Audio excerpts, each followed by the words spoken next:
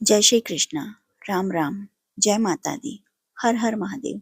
आप सभी का स्वागत है दिव्य भक्ति मंत्रा में। आज की वीडियो में हम वर्णन करेंगे भाद्रपद कृष्ण पक्ष की चौथ यानी बहुला संकष्टी चतुर्थी व्रत। जो आपको यह व्रत की वीडियो पसंद आती है तो please like, share and subscribe करें। कमेंट बॉक्स में जय चौथ माता या गणपति महाराज की जय जयकार यानी कि गणपति बप्पा मोरिया अवश्य लिखें। संकष्ट चतुर्थी व्रत इस साल 12 अगस्त मंगलवार को सुबह 8:40 से आरंभ होगा और अगले दिन सुबह 6:35 तक रहेगा। इस दिन रात्रि 9:06 चंद्रमा उदय होगा, जिसके बाद ही अर्घ्य देना शुभ माना जाता है। आइए जानते हैं इस पवित्र दिन की पूजा विधि, अर्घ्य समय और संपूर्ण कथा। अर्घ्य का समय मैं बता चुकी हूँ, तो चलिए शुरू करते हैं संकष्ट चतुर्थी व्रत कथा।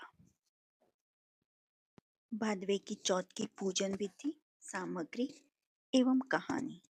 पूजा सामग्री: पूजा में कंकु, चावल, मेहंदी, गेहूं, गुड़, नाड़ाछड़ी यानी कि मोड़ी, पानी का कलश, गणेश जी की मूर्ति, चौथ माता।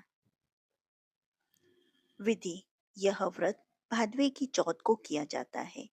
इस दिन सभी सुहागनें व्रत करती हैं। दोपहर में पूजा करके कहानी सुने, उसके बाद चाय दूध पिए और शाम को चंद्रमा देखकर अर्घ दें, बायना निकालें, फिर भोजन करें। कहानी: एक साहूकार था। उसकी बहू रोज सखियों के साथ खेलने जाती थी। उसकी सहेलियां उससे पूछती थी, खाना खा के आई है क्या? तो वो कहती, हाँ खा के आई हूँ, रूखी सूखी खा के आई हूँ। एक दिन उसकी सास ने सुन लिया और साहूकार ने कहा, कान सुनी बात पर भरोसा नहीं आता है मुझे, आँख से देखूंगा तभी मानूंगा। एक दिन साहूकार ने उसे ये सब कहते हुए सुन लिया। घर आने पर सास ने उसे खाना खाने बुलाया। रोज की तरह सबके साथ उसे खाना परोसा। खाना गर्म था। ससुर ने उससे पूछा, खाना कैसा है? उसने जवाब दिया, रूखा सूखा। तब साहूकारनी ने कहा, मैं तो तुम्हें सबके साथ खाना देती हूँ, फिर रूखा सूखा क्यों कहती हो? तब बहू ने जवाब दिया, मैं जो खाती हूँ वो ससुरा जी की कमाई का खाती हूँ, तो बासी ही हुआ ना। जब आपके बेटे कमा के खिलाएंगे तो वह ताजा भोजन होगा। साहूकार का बेटा समझ गया और धन कमाने के लिए शहर चला गया। कई वर्ष बीत गए। एक दिन उसकी पत्नी पड़ोसन के यहाँ आग लेने गई। पड़ोसन बोली, इस समय कौन आग देगा? हम सब कहानी सुन रहे हैं। उसने पूछा, किसकी कहानी सुनते हो और इससे क्या होता है? पड़ोसन ने कहा, चौथ की व्रत की कहानी है। इसे करने से अन्न, धन, पुत्र, पति का सुख मिलता है। उसी दिन से वह भी चौथ का व्रत करने लगी। उसकी सास उसे 4 समय भोजन देती थी। चौथ वाले दिन वह एक समय का गाय को दे देती, एक समय का ब्राह्मण की बेटी को देती, एक राखोड़े में गाड़ देती थी और चौथे समय का भोजन चंद्रमा को अर्घ दे के खुद खा लेती थी। ऐसे कई वर्ष बीत गए। एक दिन चौथ विनायक आपस में बात करने लगे कि इसके पति को परदेश से बुलाना चाहिए, ये हमें मानती है, नहीं बुलाया तो हमें कौन मानेगा, यह कलयुग है। ऐसा विचार कर साहूकार के बेटे को सपने में चौथ माता ने कहा, तुम्हें इतने दिन हो गए हैं परदेस आए, अब तुम अपने घर जाओ, तेरी स्त्री तुझे याद करती है। वह बोला, कैसे जाऊं, मेरा कारोबार इतना फैला हुआ है, जल्दी समेटना मुश्किल है। चौथ माता ने कहा, तुम चिंता मत करो, कल जाजम बिछाकर बैठ जाना, लेने वाले ले जाएंगे और देने वाले दे जाएंगे। उसने सुबह उठकर ऐसा ही किया। सारा कारोबार सलट गया। घर जाने की सारी तैयारी की और चल पड़ा। चलते चलते बावनी उजाड़ आई। उसने देखा कि एक काला नाग अग्नि की तरफ जा रहा है। साहूकार के बेटे ने उसे छिछकार दिया। सांप को बड़ा क्रोध आया। उसने कहा, पापी हत्यारा, तूने मुझे छिछकार कर यह क्या किया? मैं कई दिनों से भूखा मरता कष्ट पा रहा था। आज जलकर अपने कष्ट को दूर कर देता। अब मैं तुझे खाऊंगा। साहूकार का बेटा बोला, भाई खाना हो तो खा ले, पर मुझे मेरी माँ और लुगाई से मिले बहुत साल हो गए। मैं घर जाके मिल लूं, फिर तुम मुझे खा लेना। तब सांप ने कहा, तुम घर जाकर लौट कर क्यों आओगे? साहूकार के बेटे ने कहा, तुम मेरे पीछे पीछे आ जाओ, मैं रात को सोऊंगा तब खा लेना। सांप ने कहा, मैं खाट पर चढ़ नहीं सकता। तो साहूकार के बेटे ने कहा, मैं मोरी लुगाई की यानी कि मेरी पत्नी की चोटी लटका दूंगा, उसके सहारे ऊपर चढ़ जाना। सांप मान गया और उसके पीछे पीछे चला गया। घर पहुंचा तो सारे घर में आनंद छा गया, किंतु साहूकार का बेटा किसी से नहीं बोला। घर वालों को लगा थका हुआ होगा। रात हो गई। ऊपर छत के कमरे में सोने चला गया। सीढ़ियों पर बालू मिट्टी बिछाकर छिड़काव कर दिया। दूध का कटोरा भरवा कर रख दिया। सुगंधित फूल रखवा दिए और जाकर सो गया। सांप फुफकार मारता हुआ आया। जैसे ही ऊपर चढ़ने लगा, ठंडी ठंडी रेत में लोटपोट होकर जी खुश हो गया। फिर केसर कस्तूरी का दूध पीकर मस्त हो गया। फिर सुगंधित फूल सूंघे और मस्त हो गया।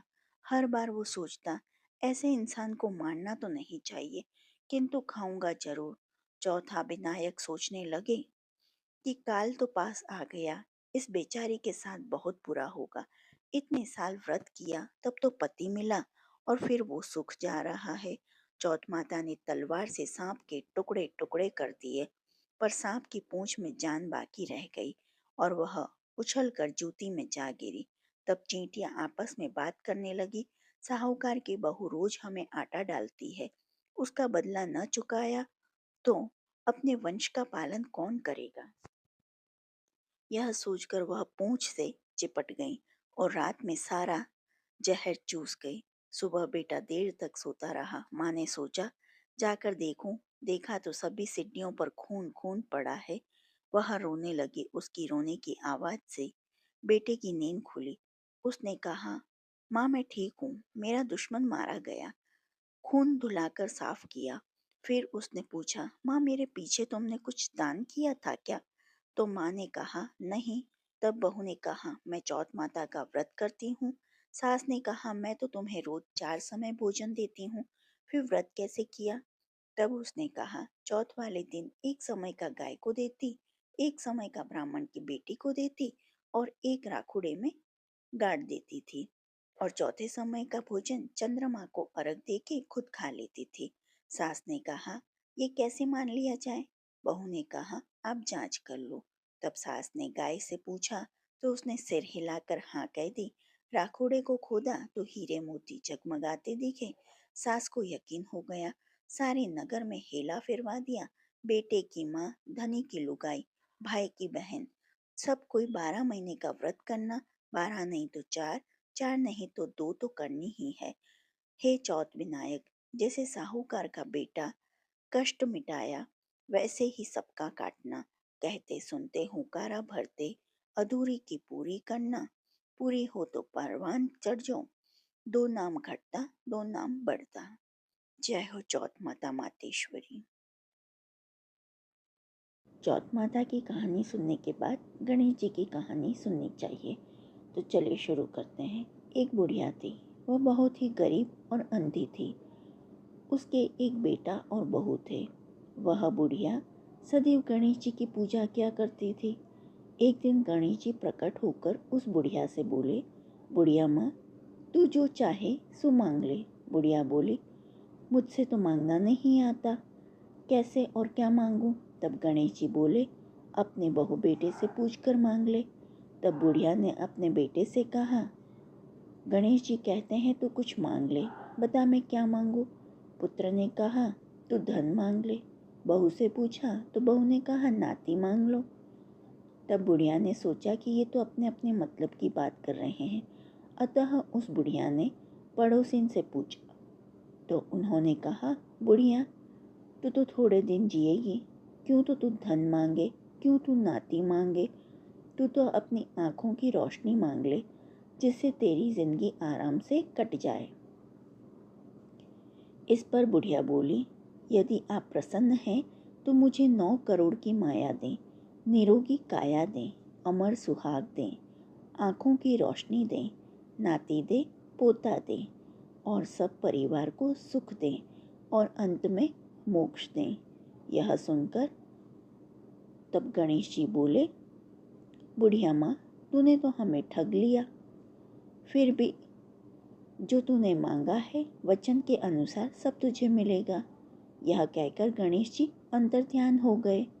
उधर बुढ़िया माई ने जो कुछ मांगा वह सब कुछ मिला। हे गणेश जी महाराज, जैसे तुमने उस बुढ़िया माई को सब कुछ दिया वैसे ही सबको देना। कहता न सुनता न हुंकारा भरता अपना सारा परिवार ने दीजो। बोलिए गणेश जी महाराज की जय। गजानन जी महाराज की जय।